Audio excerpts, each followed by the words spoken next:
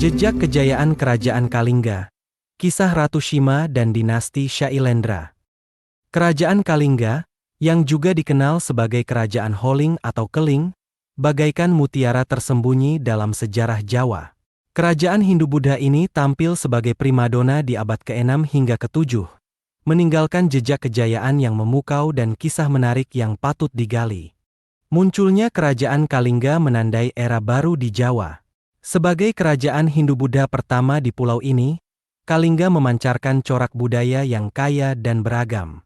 Keunikannya terletak pada perpaduan pengaruh India dan lokal, melahirkan tradisi dan adat istiadat yang istimewa. Awalnya, pusat pemerintahan Kalingga bercokol di Keling, Kediri, atau Kalinggapura. Namun, seiring perkembangannya, kerajaan ini memindahkan ibu kotanya ke Pekalongan, di pesisir utara Jawa Tengah. Pemindahan ini menunjukkan ambisi Kalingga untuk memperluas pengaruhnya ke maritim, membuka jalur perdagangan baru, dan memperkuat hubungan dengan dunia luar. Kalingga tak hanya dikenal karena budayanya yang memesona, tetapi juga kekuatan politiknya yang gemilang. Kerajaan ini berhasil membawahi 28 kerajaan kecil di bawah naungannya. Meskipun kerajaan-kerajaan ini memiliki kebebasan untuk mengatur pemerintahannya sendiri, mereka tetap tunduk pada peraturan Kalingga, menyerahkan upeti tahunan, dan mengakui Kalingga sebagai pemimpin tertinggi. Wilayah kekuasaan yang luas ini menunjukkan pengaruh dan kekuatan Kalingga yang tak tertandingi di masanya.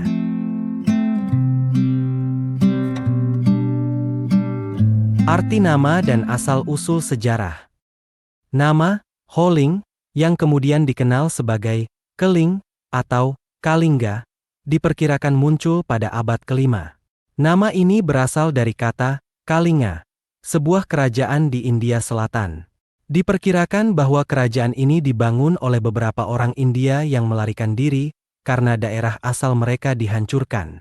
Lokasi kerajaan ini diperkirakan terletak di utara Jawa Tengah, di era Ratu Shima. Menurut berita Cina, di sebelah timur Kalingga ada Poli, sekarang Bali, di sebelah barat Kalingga terdapat Tupoteng, Sumatera.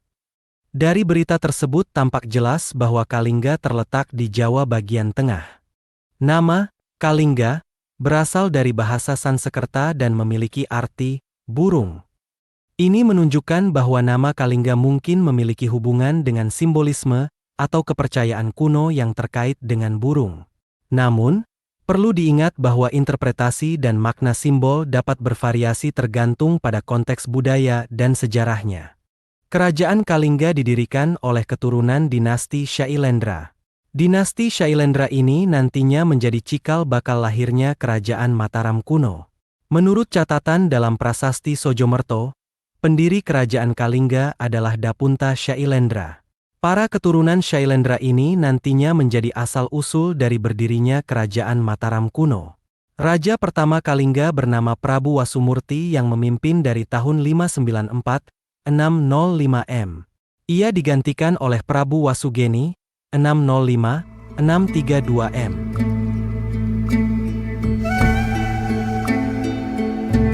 Ratu Shima, pemimpin bijaksana di puncak kejayaan. Ratu Shima, seorang wanita pemberani dan berwibawa, menjadi simbol kejayaan Kalingga. Diangkat sebagai raja pada tahun 674 Masehi, Ratu Shima memimpin kerajaannya dengan kebijaksanaan dan ketegasan. Ia menjalin hubungan diplomatik dengan Tiongkok, memperkuat perdagangan maritim, dan memajukan kehidupan rakyatnya. Sosok Ratu Shima menjadi inspirasi bagi banyak orang, menunjukkan bahwa kepemimpinan yang luar biasa tidak mengenal gender. Ratu Shima lahir sekitar tahun 611 Masehi di daerah Musi Banyuasin, Sumatera Selatan. Ia adalah putri dari seorang pemuka agama Hindu Shiva. Ratu Shima menikah dengan Raja Kartikeya-singha, Raja Kalingga, yang berkuasa sejak 648-674 Masehi. Setelah suaminya wafat, Ratu Shima menggantikan kedudukan suaminya sebagai penguasa tertinggi di Kalingga. Tidak banyak catatan sejarah yang menjelaskan tentang ciri fisik Ratu Shima. Namun, ia dikenal sebagai sosok yang kuat dan berwibawa. Ratu Shima dikenal sebagai pemimpin yang tegas dan adil. Ia memerintah kerajaan Kalingga dengan sangat keras, tetapi juga adil, sehingga rakyatnya hidup dengan aman, tertib, dan teratur. Salah satu kebijakan terkenal Ratu Shima adalah hukuman keras terhadap segala bentuk pencurian. Kebijakan ini membuat rakyat taat dan tertib, serta menghindari tindak kejahatan. Meski dikenal tegas dan keras, Ratu Shima juga dicintai oleh rakyatnya.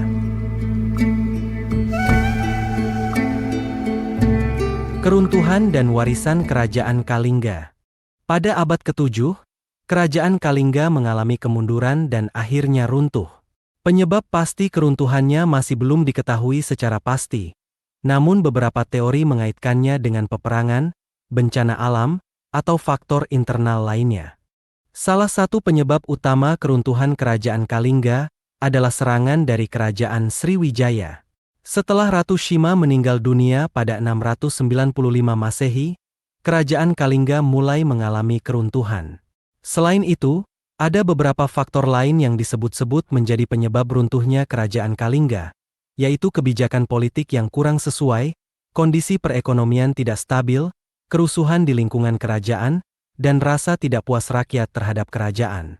Meskipun telah runtuh, Kerajaan Kalingga meninggalkan warisan budaya dan sejarah yang tak ternilai. Keunikan budayanya, kekuatan politiknya, dan kepemimpinan Ratu Shima yang inspiratif terus dikenang dan dipelajari hingga saat ini. Warisan budaya dari Kerajaan Kalingga, seperti seni, musik, tari, dan sastra, masih dipelajari dan dijaga kelestariannya oleh masyarakat Indonesia.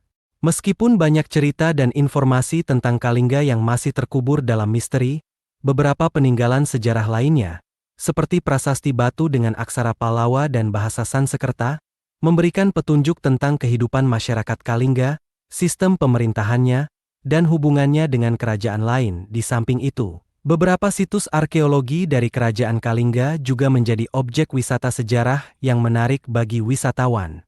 Kerajaan Kalingga menjadi bukti nyata bahwa di balik kemegahan masa lampau, terdapat kisah-kisah menarik dan pelajaran berharga yang dapat dipetik untuk generasi mendatang. Demikianlah kisah ini diceritakan dari rangkuman beberapa sumber.